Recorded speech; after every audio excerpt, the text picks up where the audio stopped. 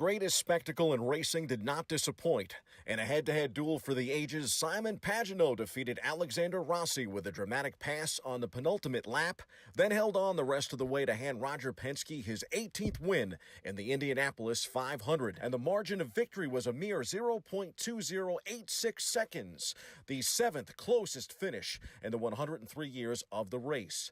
It's another dream come true, and the biggest dream of my life come true. So it's hard to fathom, really. It's really hard to process it right now. But I'm just filled with a lot of joy, and I drove really spirited today. But it's just incredible. He led probably 70% of the laps. So he was a deserving winner for sure. But that last yellow really hurt us because we were doing a lot better on fuel mileage than he was.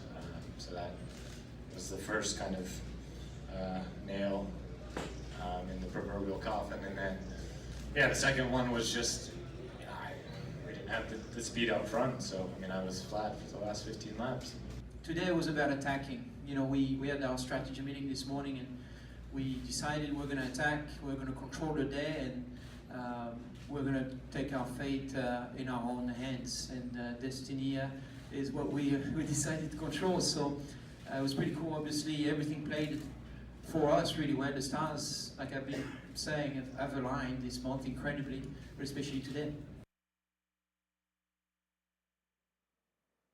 Pagenaud swept May at the Indianapolis Motor Speedway. He won the Indy Grand Prix and followed that with his first Indy 500 win on Sunday. In the process, Pagenaud won $2.67 million and a brand new Chevy Corvette. Not a bad day at work for the Frenchman. My pick, Mr. Rossi.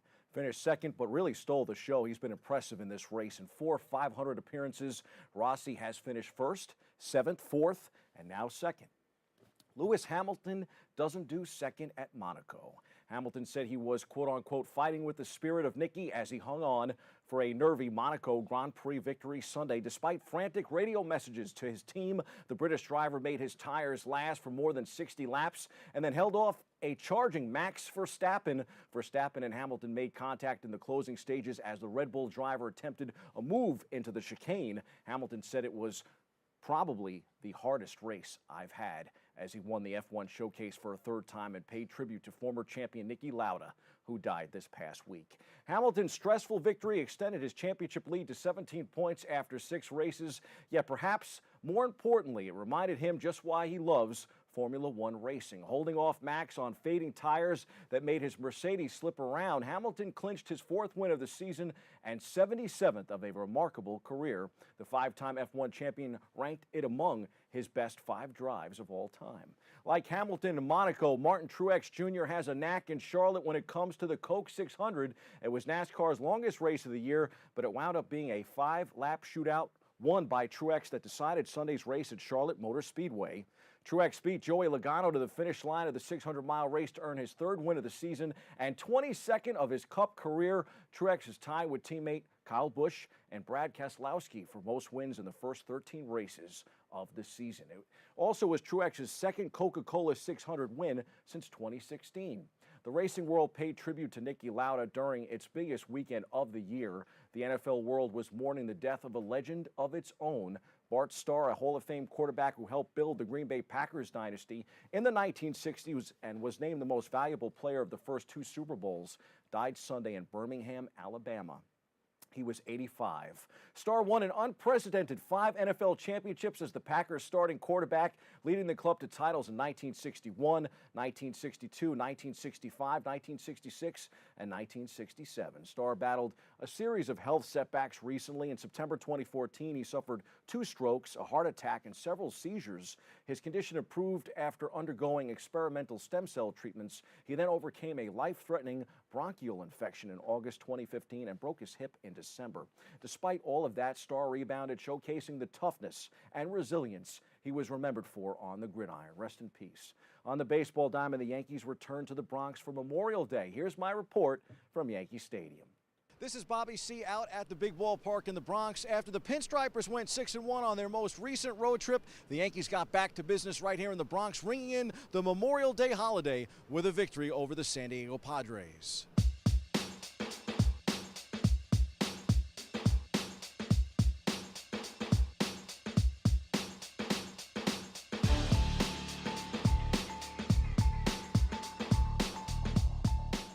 Great to be back home. We obviously love playing at home. We had a good road trip, but great to hopefully get a new winning streak started today, and get this homestand started on the right foot. I thought we played a really good game all around. Obviously pitched really well, and good clean game. I mean, I just feel confident going up there. I found a couple things that I needed to fix whenever I got back from the DL that, happen whenever you miss some time. And, right now I'm feeling good, so I'm just trying to go from there. I try to treat it like a normal outing. Try not to do anything too crazy, not try to spend too much time getting ready. Just kind of get to the bullpen, do what I normally do, and go out there. We got such a good bullpen, such a good team, and, we just have to get a lead and turn it over to those guys late in the game and just let them do what they do. And, they did that today, and we got out with the win, so it's awesome to be a part of.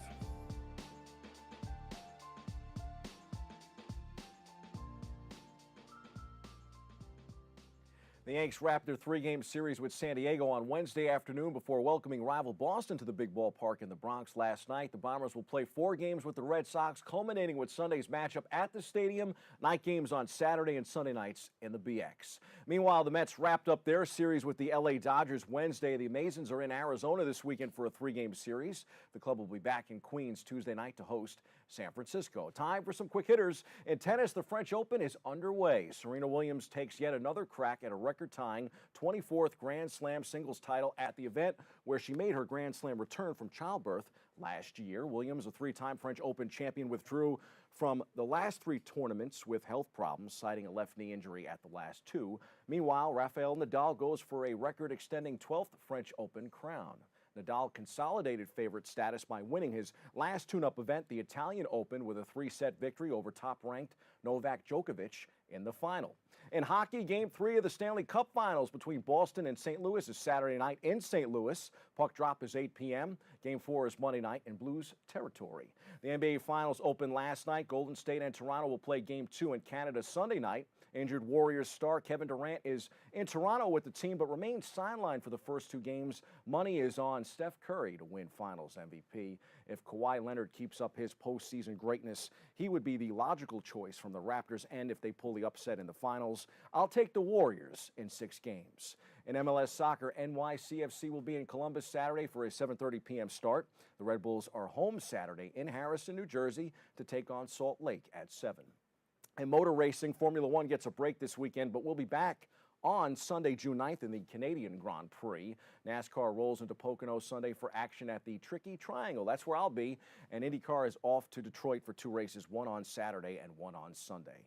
The baseball draft is this Monday at the MLB Studios in Secaucus, New Jersey. This is prime college baseball season, and the Fordham Rams have been something special in the month of May. After winning the Atlantic 10 championship and the league's automatic bid into the NCAA championship by taking care of Dayton last Saturday, the Fordham baseball team found out where they will be going for regional play on Monday, Morgantown, West Virginia. The Rams will take part in the Morgantown Regional with number 15 national seed West Virginia, Texas A&M, and Duke.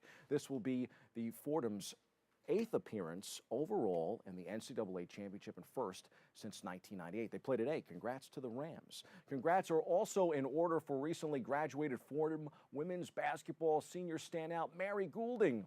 She has signed her first professional contract with the Rockhampton Cyclones of the Australia State League and has since begun play already with her new team. Speaking of signing professional contracts overseas and in Australia, actually, top 10 2020 NBA draft prospect R.J. Hampton made headlines this week by opting against playing college hoops and signing a contract to play in Australia instead. The NBA is working towards lowering its age minimum. In the meantime, other leagues are recruiting top players right out of high school. College basketball is trying to maintain its monolith status. The Australian National Basketball League is offering Next Stars contracts that guarantee about $78,000 U.S. gross.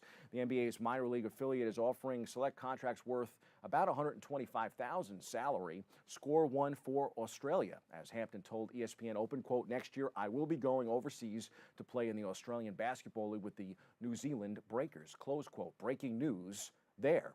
Those are the headlines. We hit the C-list for an Indy 500 win in the television booth.